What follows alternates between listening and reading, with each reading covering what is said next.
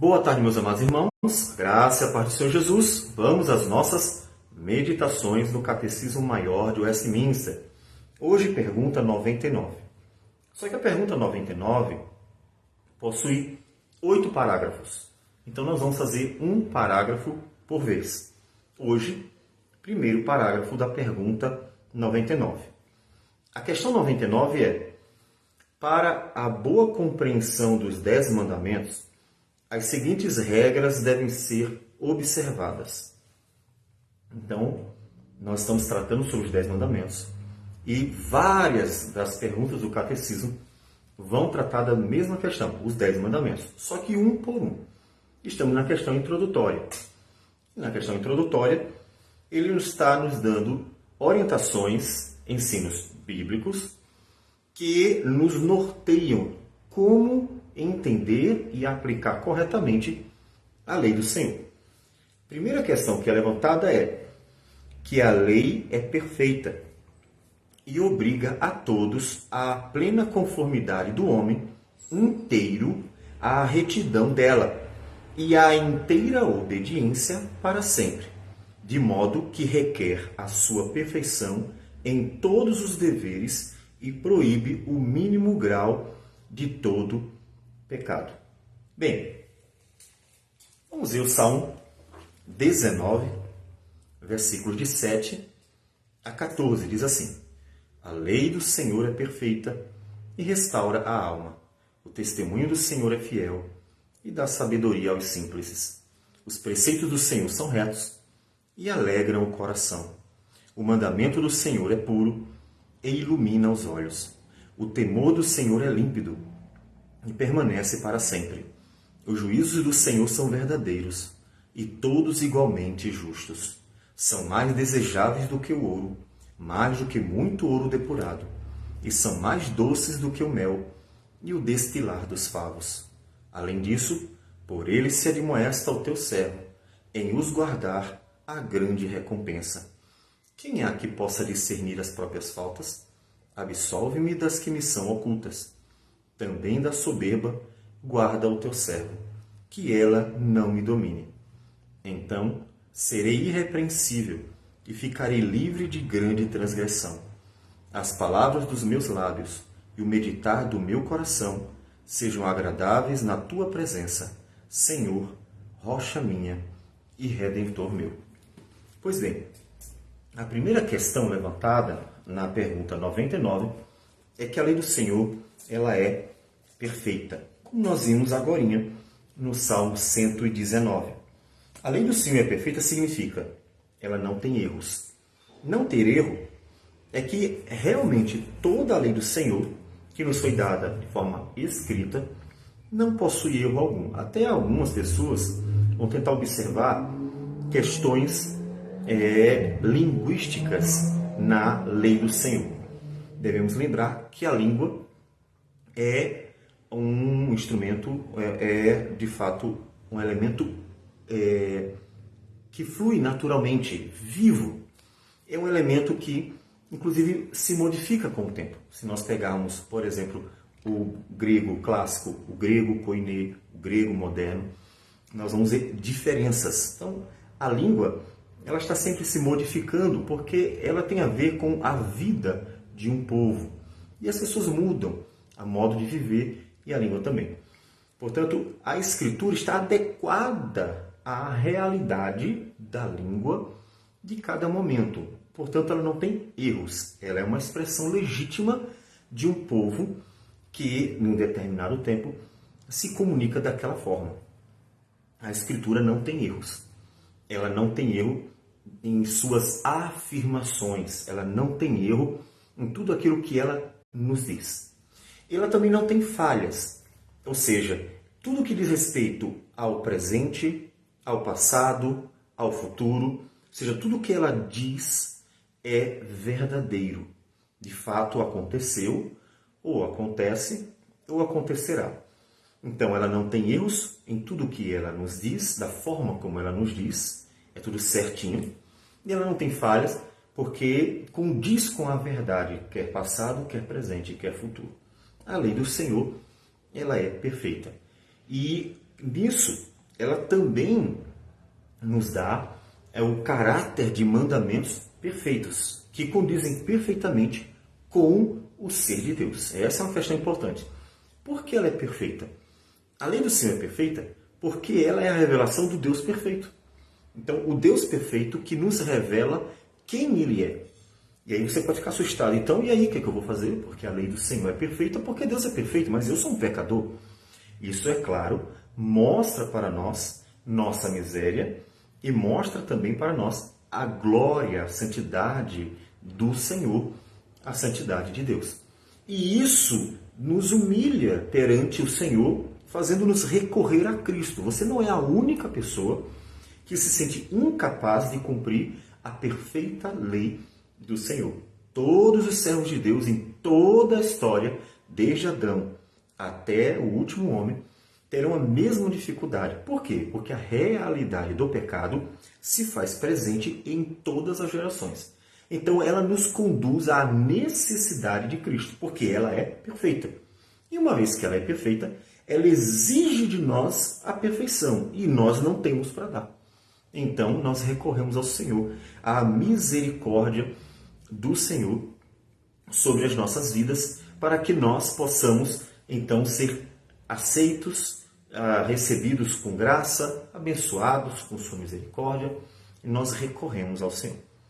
A lei do Senhor abrange toda a vida humana, tudo mesmo. A lei do Senhor não é só sobre alguns pontos da sua vida. A lei do Senhor não é só sobre você ir à igreja, digamos. A lei do Senhor não é só sobre culto. A lei do Senhor é sobre tudo. A lei do Senhor fala sobre corpo e alma, sim. Como nós devemos viver corpo, devemos viver alma.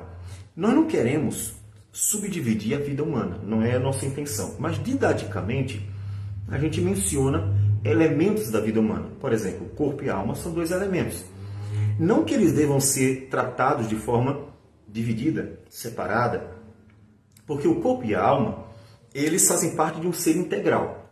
A lei do Senhor trata da integridade do ser humano. O ser humano é um ser integral.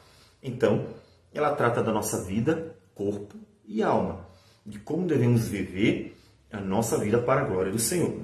Também trata sobre indivíduo e sociedade. O indivíduo na sociedade, o indivíduo até quando está isolado, e a vida social, as relações sociais. Então, ela trata sobre como nós devemos viver na presença do Senhor, quer como indivíduos, quer indivíduos dentro de uma relação social. Portanto, abrange também todas as nossas relações. A lei do Senhor fala sobre mente e coração. E aqui, obviamente, eu estou tentando fazer uma divisão didática que diz respeito à razão e às emoções. Afinal das contas, nós somos mentes que têm volição, digamos, pensando mais no coração, e temos razão, somos racionais, é a nossa mente. E ela diz como devemos viver tudo isso.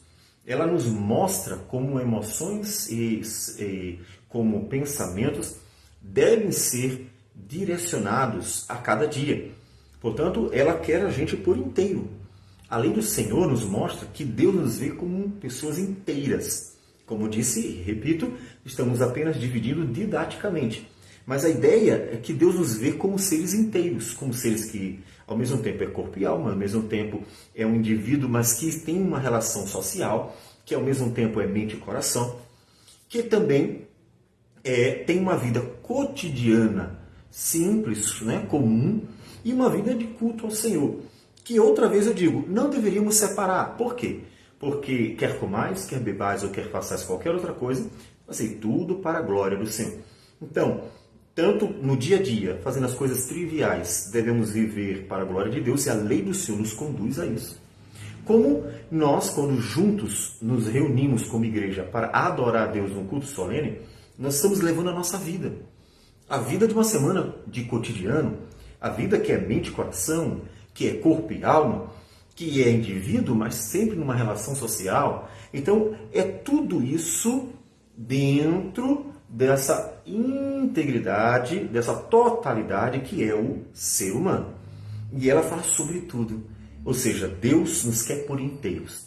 Não tem nenhuma parte nossa que Deus não queira ou que Ele simplesmente nos entregue para fazermos o que quiser.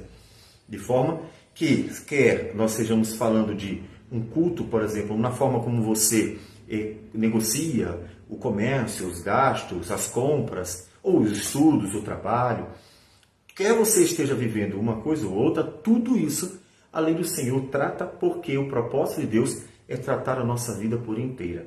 Novo céu e nova terra, a restauração da criação é a restauração de tudo, para que tudo possa realmente ser para a glória do Senhor. Então, somos seres inteiros. E a lei do Senhor ela é autoritativa. O que significa? Ela não é uma opinião. De vez em quando alguém trata sobre mandamentos culturais. A ideia de mandamentos culturais é um problema no caráter da Escritura. Por quê?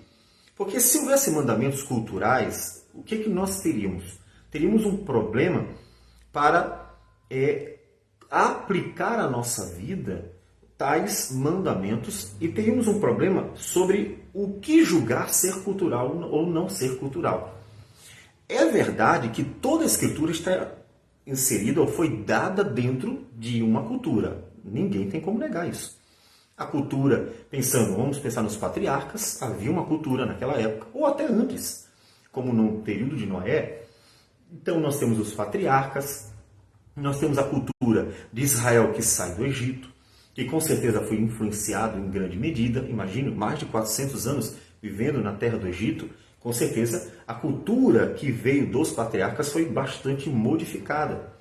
Nós temos também até o Moisés, que foi à terra de Midian e recebeu a influência por 40 anos de seu sogro, que era sacerdote. Então, tem uma série de intercâmbios culturais que faz com que o povo venha a ser o resultado de todas essas somas de culturas.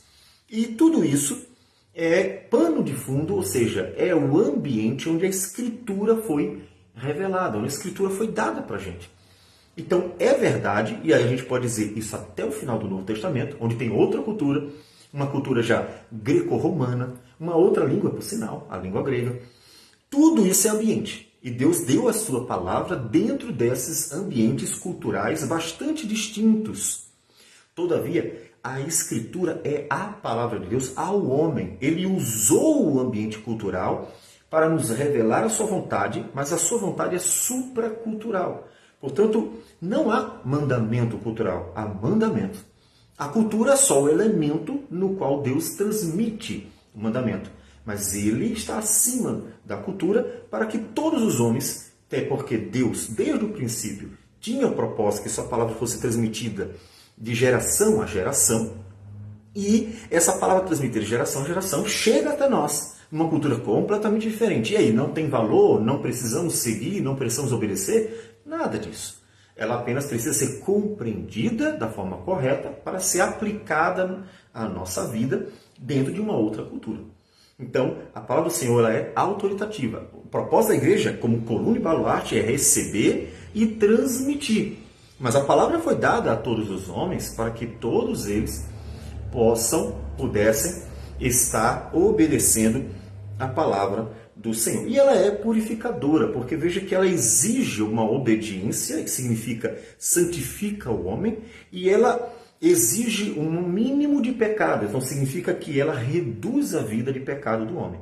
Então ela é purificadora, porque ela nos torna mais parecidos com Cristo, como diz 2 Coríntios 3,18. E nós estamos sendo transformados de glória em glória pelo Espírito Santo à imagem de Cristo Jesus. Então ela é purificadora. Ela vai nos santificando a cada dia. E assim, a lei do Senhor é perfeita. Vamos orar. Senhor Deus amado, bendito o teu nome, nós te louvamos por tudo. Agradecemos e pedimos que nos ajude a viver para a tua glória, segundo a tua lei que é perfeita. Em nome de Jesus que nós oramos. Amém, Senhor. Deus abençoe a todos e tenham um bom dia.